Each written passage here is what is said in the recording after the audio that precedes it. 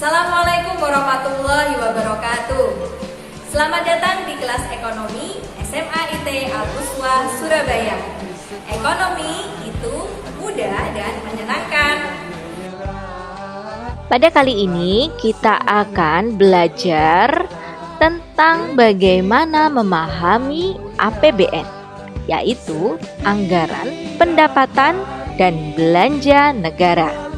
APBN sangatlah penting digunakan di dalam suatu negara, khususnya di negara kita Indonesia. Karena APBN ini adalah catatan keuangan yang di dalamnya ada anggaran keuangan yang memiliki andil besar dalam menentukan maju mundurnya perekonomian suatu negara, di mana pendapatan yang diterima negara akan dialokasikan untuk membiayai belanja negara dalam rangka mewujudkan kesejahteraan rakyat. Nah, keseluruhan pos pendapatan dan belanja pemerintah ini perlu disusun dalam rancangan pendapatan dan belanja negara. Inilah yang disebut dengan APBN. Pesan kalian tentang APBN, silakan disimak video berikut ini.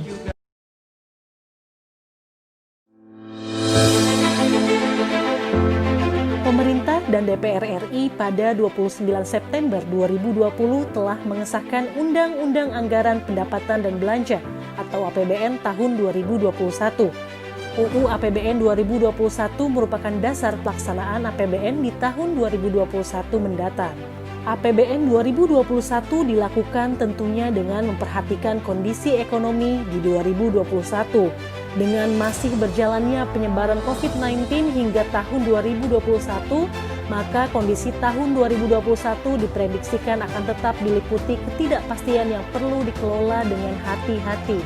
Meskipun terdapat ketidakpastian, lembaga-lembaga internasional seperti OECD, IMF, Bank Dunia, ASEAN Development Bank memprediksi akan terjadi pemulihan ekonomi secara global.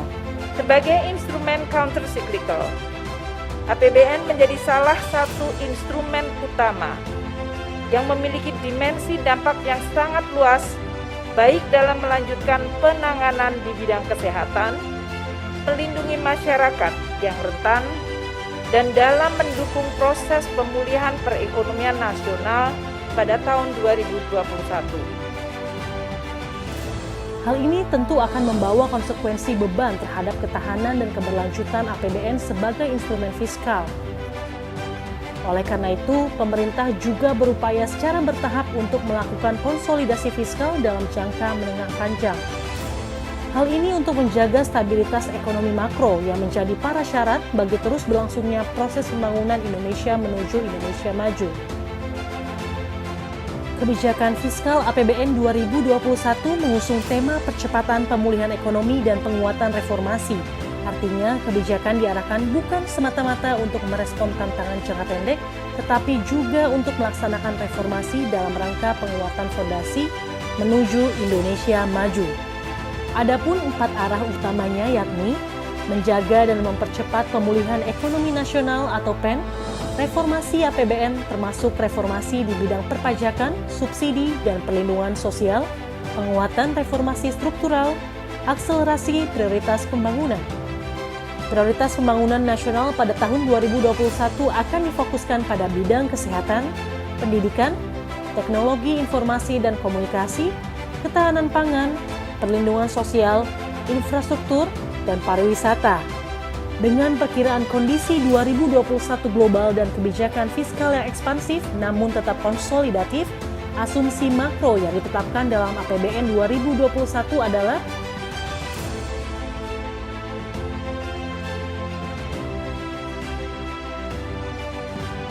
pendapatan negara pada 2021 ditargetkan sebesar Rp1.743,6 triliun, sedangkan belanja negara 2021 ditargetkan sebesar Rp2.750 triliun.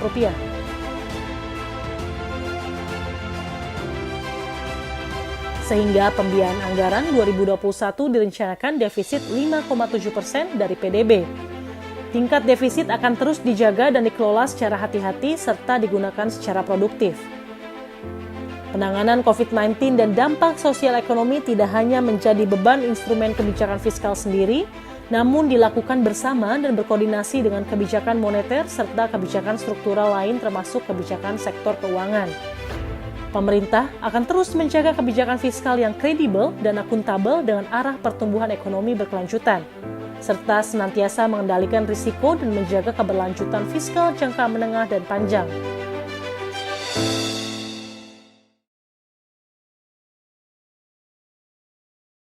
Nah, menarik sekali ya. Video tentang bagaimana APBN 2021 ini dirancang oleh pemerintah. Nah, untuk mendalami apa itu APBN, mari kita simak pembahasan berikut ini. Konsep APBN itu sendiri. Apa yang dimaksud dengan Anggaran Pendapatan dan Belanja Negara atau APBN? Dan apa tujuannya? Nah, APBN adalah rancangan keuangan tahunan Indonesia, sehingga periode dari APBN adalah 1 tahun, dengan tujuan menjadi acuan untuk penggunaan anggaran pendapatan dan belanja yang bisa sesuai rencana dan bisa dialokasikan sesuai dengan porsinya yang disetujui oleh DPR. Nah, tujuannya adalah sebagai pedoman dari pendapatan dan pembelanjaan negara dalam melaksanakan tugas kenegaraan untuk meningkatkan produksi, kesempatan kerja, meningkatkan pertumbuhan ekonomi dan juga kemakmuran masyarakat.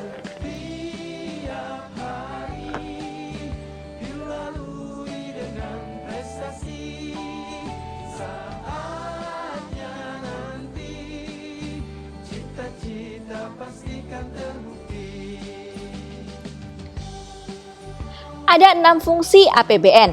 Yang pertama adalah fungsi otorisasi, di mana negara membuat APBN sebagai acuan dasar untuk melaksanakan pendapatan dan belanja pada tahun yang bersangkutan, sehingga pembelanjaan atau pendapatan bisa dipertanggungjawabkan kepada rakyat. Kedua, fungsi perencanaan. APBN dapat menjadi pedoman bagi negara untuk merencanakan kegiatan pada tahun tersebut. Nah, ini juga bisa mengacu pada pembelanjaan yang telah direncanakan sebelumnya, sehingga rencana-rencana ini dapat mendukung pembelanjaan tersebut. Contohnya, negara ingin membangun proyek infrastruktur seperti jalan dengan nilai sekian miliar. Maka pemerintah dapat mengambil tindakan untuk mempersiapkan proyek tersebut agar bisa berjalan dengan lancar. Kemudian fungsi pengawasan, di mana anggaran negara dapat menjadi pedoman untuk penilaian apakah kegiatan penyelenggaraan pemerintah negara sesuai dengan ketentuan yang berlaku. Makanya ketika APBN ini disahkan akan menjadi undang-undang. Dengan demikian, akan mudah bagi rakyat juga untuk mengawasi dan menilai apakah tindakan yang dilakukan oleh pemerintah yang menggunakan uang negara untuk keperluan tertentu itu sudah tepat. Kemudian ada fungsi alokasi. Apa itu?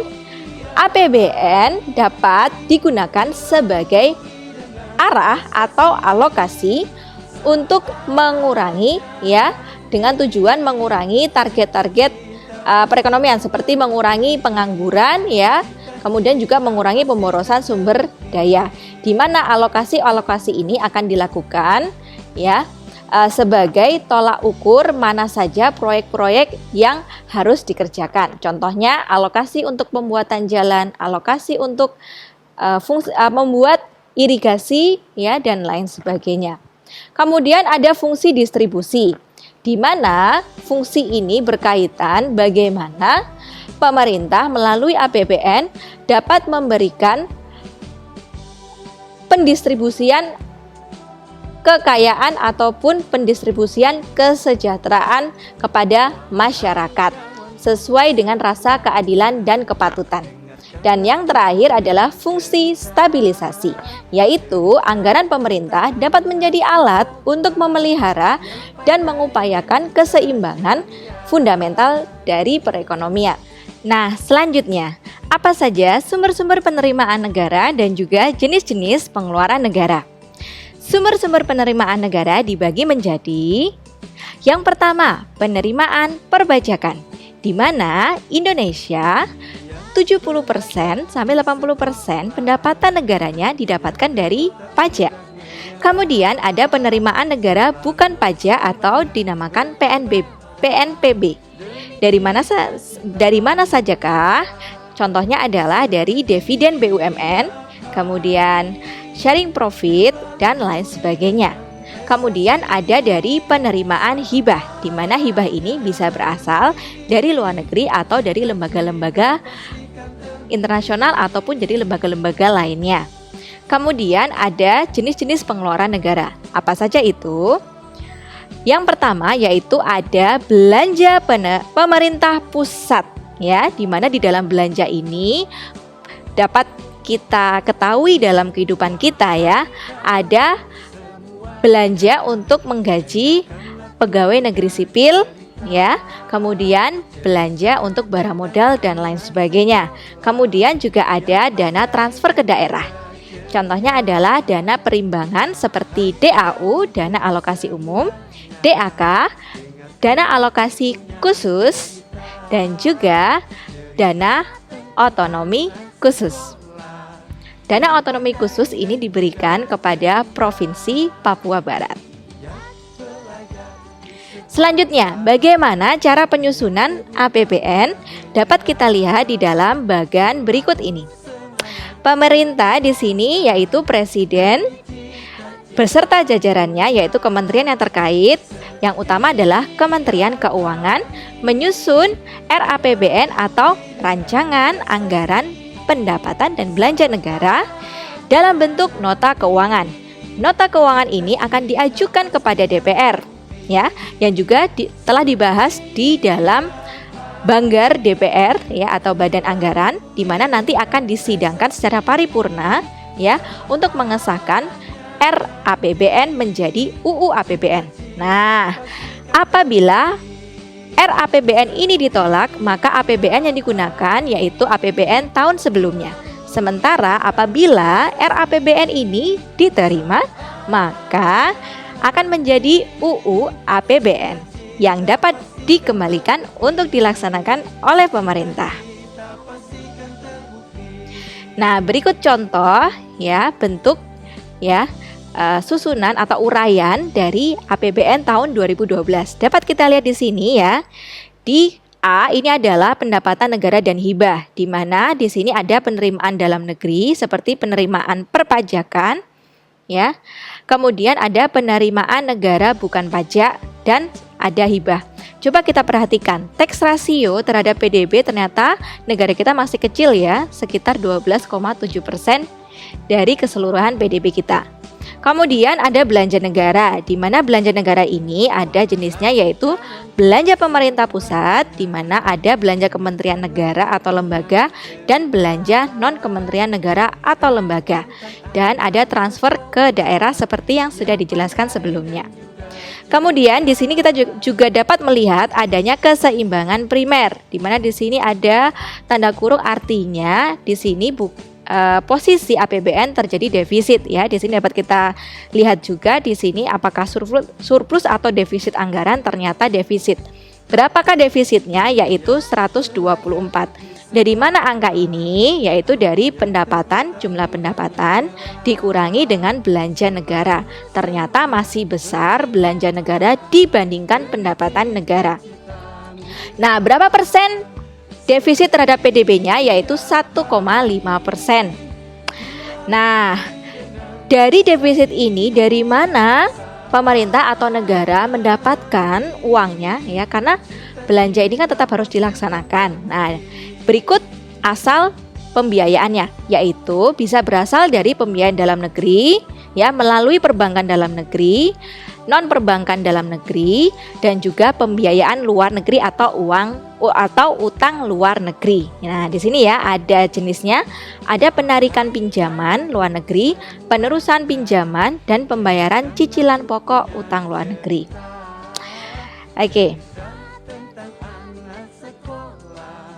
Nah, demikian penjelasan pada video kali ini. Semoga materi yang kita pelajari tadi dapat dipahami dengan baik. Sampai jumpa di pembahasan materi selanjutnya, yaitu tentang APBD.